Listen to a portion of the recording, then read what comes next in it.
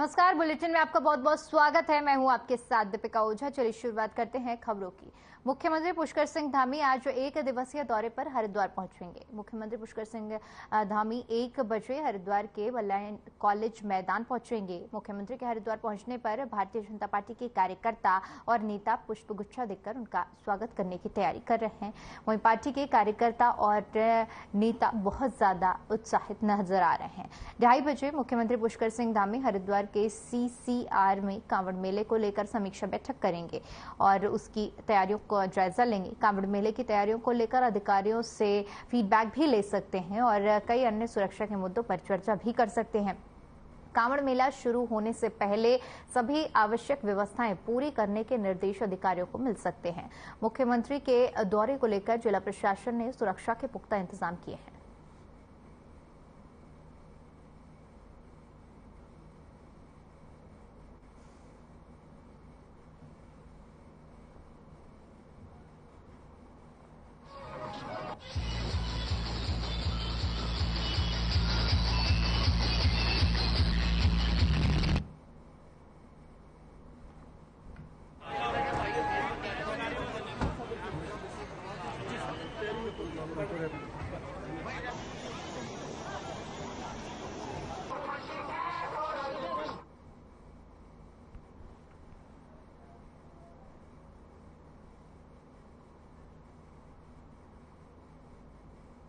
वहीं बद्रीनाथ धाम क्षेत्र में मानसून की दस्तक हो गई है, जिसके बाद आज ऊपरी हिमालय क्षेत्र में हो रही बारिश के कारण कंचन नाले में ओलावृष्टि का कहर लोगों को सहमा गया।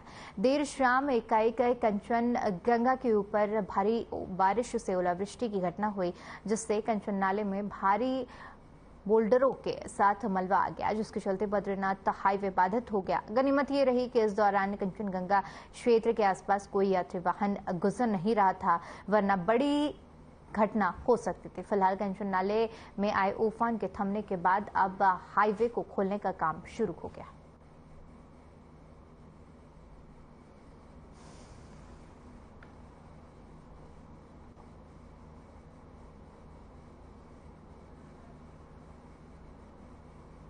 वहीं बीजेपी का गंगोलीहट विधानसभा में महाजनसंपर्क अभियान जारी है। महाजनसंपर्क अभियान में गंगोलीघाट के विधायक फकीर राम टमटा के नेतृत्व में घर घर जाकर जहां केंद्र की मोदी सरकार के द्वारा पिछले 9 वर्षों में किए गए ऐतिहासिक कार्यों की जानकारी दी जा रही है। वहीं प्रदेश सरकार के द्वारा चलाई जा रही विभिन्न कल्याणकारी योजनाओं की जानकारी आमजन को दी जा रही है। इस मौके पर विभिन्न क्षेत्रों में उल्लेखनीय कार्य करने वालों को सम्मानित भी किया जा रहा है।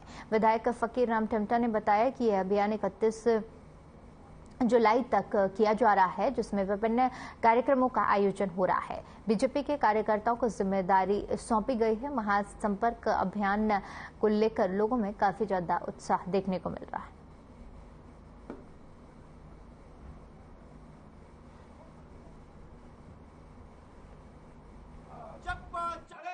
स्टेट लेवल के खिलाड़ी हैं या आर्मी के जो राष्ट्रपति पुरस्कार जैसे पाए हुए हमारे आर्मी के रिटायरमेंट कैप्टन हैं, सूबेदार हैं, और ऐसे लोगों के हम घरों में गए हैं जो चाहे वो शिक्षक हों, तो उनको हमने शॉल भेंट करने का कार्यक्रम किया और उनको शॉल भेंट किया, उनका सम्मान किया, और ऐसे हम सैकड़ों लोगों से करीबन मिल गए हैं।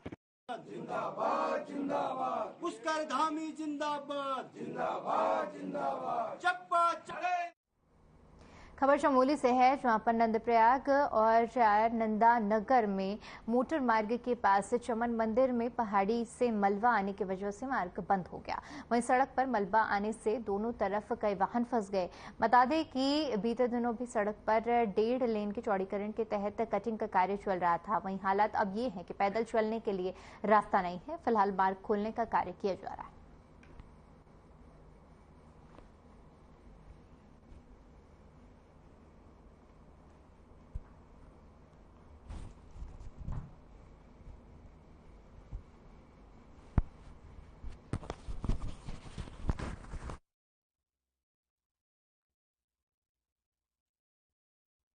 में सड़क पर यातायात पूरी तरह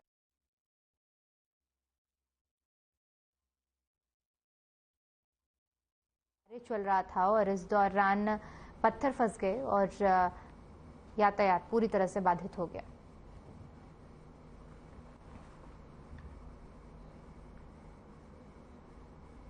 बड़ी खबर साझा कर दें देहरादून से, जहां पर आपको बता दें कि कांवड़ यात्रा की तैयारियों में पूरी तरह से प्रशासन जुटा हुआ है। कांवड़ यात्रियों की तैयारियों की समीक्षा करेंगे सीएम।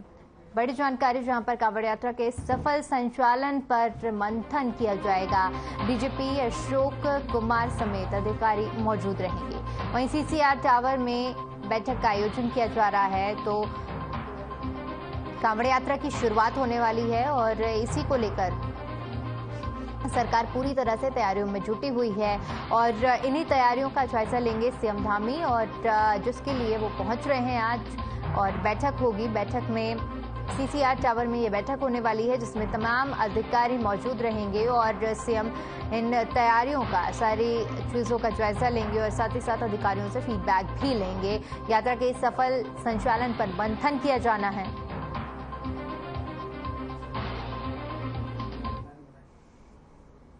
वहीं जोशीमठ प्रखंड के मध्य में स्थित भगवान विष्णु को समर्पित ये भविष्य बद्री धाम उत्तराखंड के पंचबद्री सर्किट का एक महत्वपूर्ण धाम है। यह धाम अपने प्राकृतिक सौंदर्य और आध्यात्मिक शांति के लिए जाना जाता है।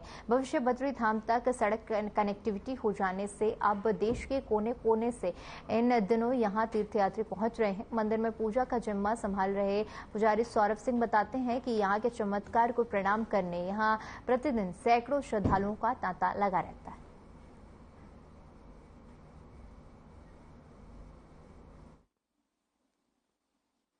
आने वाले समय के पंचबद्री के रूप में साक्षात श्री बद्री विशाल जी के भविष्य यहाँ पे विधि विधान के द्वारा जैसे बद्रीनाथ में पूजा की जाती है, वहीं यहाँ पे भी सेम अभिषेक वगैरह और भगवान की सुबह आरती, शाम को पूजा और दिन में भोग लगाया जाता है। और अभी यहाँ पे देख सकते हैं कि पूरे विधि विधान से श्रद्धालु लोग यहाँ पे पहुँच रहे हैं। भारत के संपूर्ण हर एक जगह, हर एक कोने से आप भी आइएगा और श्री भविष्य बद्री के दर्शन कीजिए।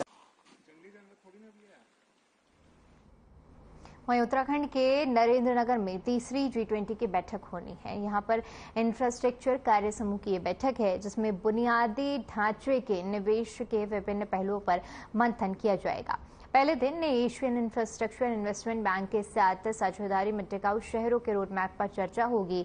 रविवार को नरेंद्रनगर स्थित होटल वेस्टिन में पत्रकार वार्ता में केंद्रीय वित्त मंत्रालय के संयुक्त सचिव सोलोमन अरोकिया राज ने G20 समिट के सदस्य देशों, आमंत्रित देशों और अंतर्राष्ट्रीय संगठनों के कुल 63 प्रतिनिधि 2023 इंफ्रास्ट्रक्चर एजेंडा पर पहले 2 समिट में हुई चर्चा को आगे बढ़ाएंगे।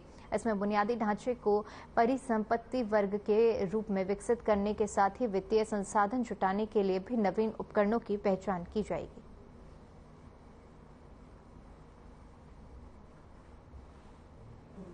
Spread over 3 days, that is 26th, 27th and 28th. So within the core infrastructure working group agenda, there will be 7 sessions. Apart from this, there are 2 major side events. We call it as side events, you can call it a seminar as well. So on 26th, that is tomorrow, there will be sessions pertaining to the core infrastructure agenda, 2 of them in the morning, and after lunch there is 1 seminar. Bharat की अध्यक्षता में G20 समूह की तीसरी infrastructure working group, जिसको कि हम infrastructure कार्यशाली समूह के नाम से भी जानते हैं, उसकी तीसरी बैठक नरेंद्र नगर ऋषिकेश में आयोजित की जा रही है 26 से 28 जून। इस बैठक में G20 सदस्यों के अलावा अन्य आमंत्रित देशों से एवं अंतर्राष्ट्रीय संस्थाएं जैसे कि OECD, world bank, Asian development bank. Dehradun से इस वक्त की बड़ी खबर सामने आ रही है। आपको बता दें कि पूर्व सैनिक 2 जुलाई को भूख हड़ताल करेंगे। डीएम कार्यालय के बाहर भूख हड़ताल की जाएगी। गौरव सेनानी संघर्ष समिति की बैठक में निर्णय लिया गया है, जहां पर पूर्व सैनिकों का प्रतिनिधिमंडल सांसदों से भी मुलाकात करेगा और 23 जुलाई को दिल्ली के जंतर मंतर पर आंदोलन में शामिल होंगे। तो बड़ी खबर जहां पर आपको बता दें कि पूर्व सैनिक 2 जुलाई को भूख हड़ताल करेंगे। पीएम कार्यालय के बाहर ये भूख हड़ताल का फैसला लिया गया है। गौरव सेनानी संघर्ष समिति की बैठक में निर्णय लिया गया है, जहां पर प्रतिनिधि मंडल सांसदों से मुलाकात भी करेंगे और जंतर मंतर पहुंचकर धरना प्रदर्शन करेंगे।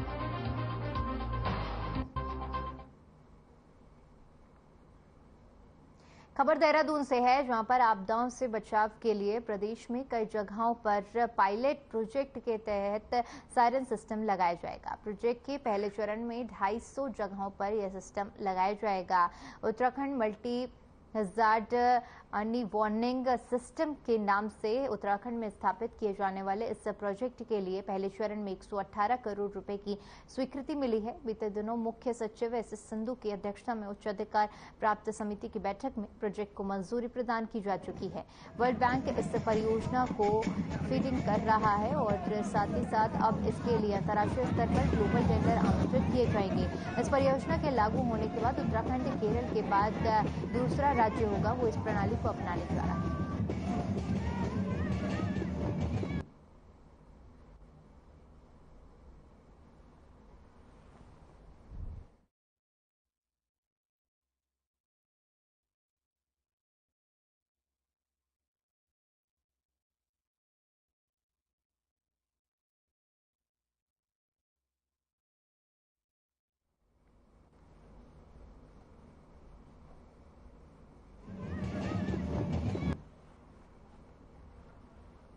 तो पायलट प्रोजेक्ट के तहत कार्यक्रम का आयोजन किया गया,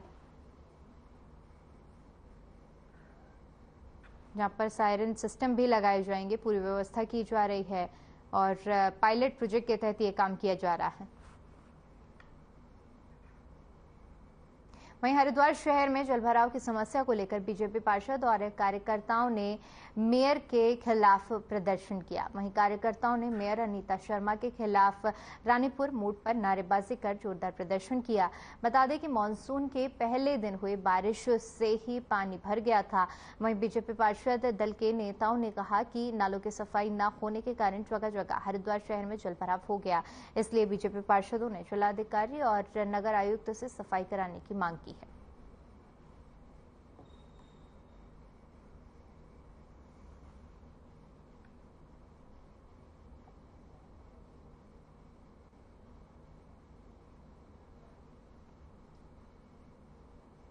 धर्मनगरी हरिद्वार में 3 जुलाई से शुरुआत होने जा रही है, जिसको लेकर प्रशासन और शासन तैयारियों में जुटा हुआ है। देश के कोने कोने से लाखों की संख्या में आने वाले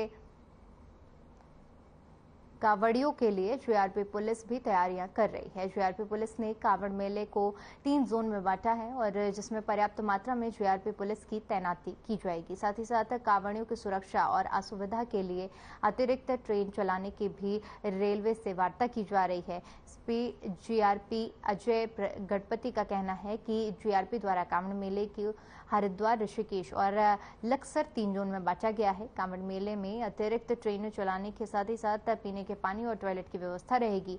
सुरक्षा को देखते हुए रेलवे स्टेशन पर सीसीटीवी कैमरे उपलब्ध हैं, जो कि खराब हैं, उनके लिए भी रेलवे प्रशासन को अवगत कराया गया है। कांवड़ियों के स्वागत के लिए जीआरपी पुलिस पूरी तरह से तैयार है।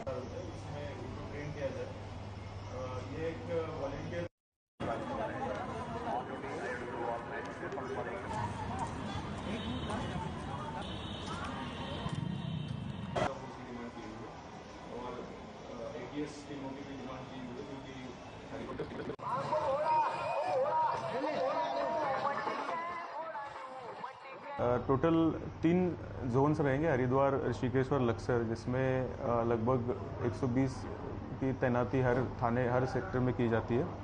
और इसके अलावा हमने पुलिस मुख्यालय से 200 के करीब फोर्स की डिमांड की हुई है, जो हमें मिलने की आशा है। और एक एटीएस टीम भी यहाँ पे रहेगी। इसके अलावा हम लोग जो कावड़ियों के सुविधा के लिए हम लोग रेलवे प्रशासन से भी बात कर रहे हैं कि अतिरिक्त ट्रेनों के लिए उसकी उपलब्धि कराई जाती है। बकरीद और कांवड़ मेले के त्योहार के मद्देनजर पुलिस ने सर्व समाज के मुख्य लोगों के साथ मीटिंग की। मीटिंग में बकरीद और कांवड़ मेले के त्योहार शांतिपूर्ण तरीके से मनाए जाने की अपील की है। साथ ही साथ चेतावनी भी दी गई है कि बकरीद और कांवड़ मेले के त्योहार पर कोई भी व्यक्ति माहौल खराब करने की कोशिश न करे, अन्यथा उसे सख्ती से निपटा जाएगा। वहीं कोतवाली प्रभारी अमरजीत सिंह ने सख्त लहजे में हिदायत दी है कि कोई भी व्यक्ति अमर्यादित और कानून विरुद्ध काम न करे, अन्यथा उसे त्योहार मनाना भी भारी पड़ जाएगा। उन्होंने कहा कि सभी को ईद का त्योहार और कांवड़ मेला मिलकर मनाना चाहिए।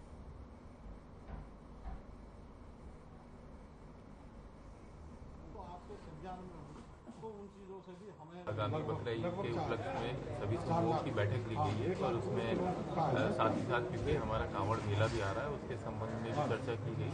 तो जो लोगों की अपेक्षाएं थी उन्होंने अपनी अपेक्षा रखी, जैसे सफाई को लेके हमारे द्वारा बताया गया कि नगर पंचायत के ड्यूटी उनसे ड्यूटी लगवाई जाएगी और साथ ही साथ हमारे द्वारा भी उन्हें समझाया गया कि कानून व्यवस्था को देखते हुए कोई भी ऐसी चीज़ ना करी जाए।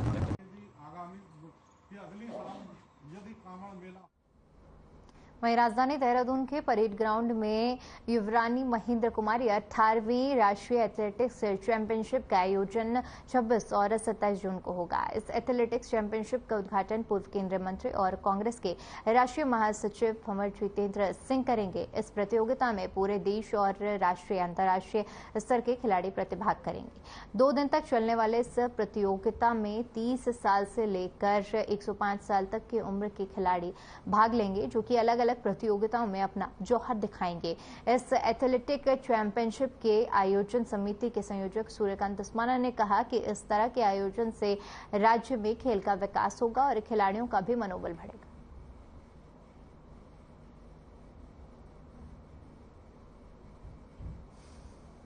युवा रानी महेंद्रा कुमारी, उनकी स्मृति में, जो अलवर की पूर्व सांसद हैं और राष्ट्रीय स्तर की खिलाड़ी रही हैं निशानेबाजी में, शूटिंग में, उनकी स्मृति में 26 और 27 जून को देहरादून में 18वीं राष्ट्रीय एथलेटिक चैंपियनशिप हो रही है वेटरन्स की, जिसमें 30 साल से लेकर के और 105 वर्ष तक के एथलीट अलग अलग प्रतियोगिताओं में भाग लेंगे।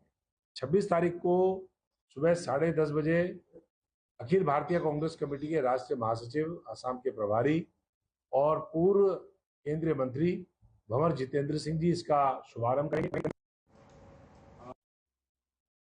उनकी याद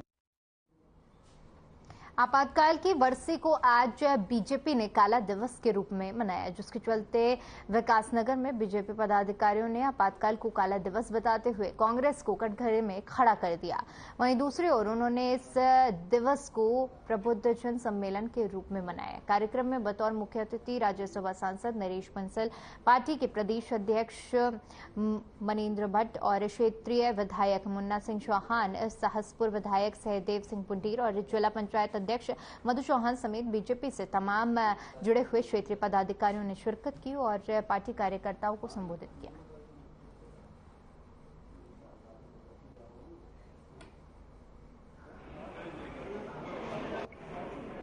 आज इतिहास का वो काला दिन है जब एक तानाशाह ने, श्रीमती इंदिरा गांधी ने देश के लोकतंत्र को हड़पा, कुठाराघात किया, पूरे देश को जेल में डाला।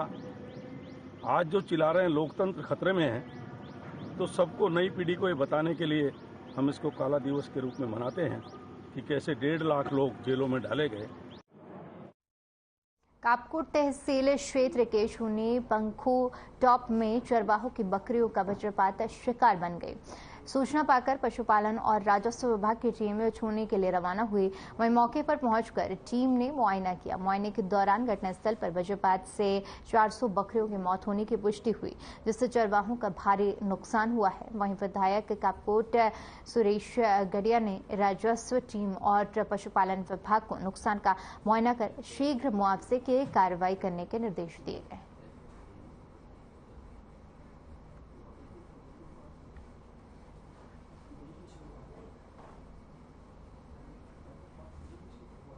खबर भीमताल से है, जहां पर जून स्टेट में स्थित butterfly reference connection and research centre में 3000 से ऊपर तितली और पतंगों के संरक्षित नमूने हैं और जो कि भारत के बटरफ्लाई मैन के रूप में प्रसिद्ध फेडरिक स्मेटाचेक सीनियर और उनके बेटों का संग्रह है। इस संग्रहालय को बटरफ्लाई रिसर्च सेंटर के रूप में भी जाना जाता है।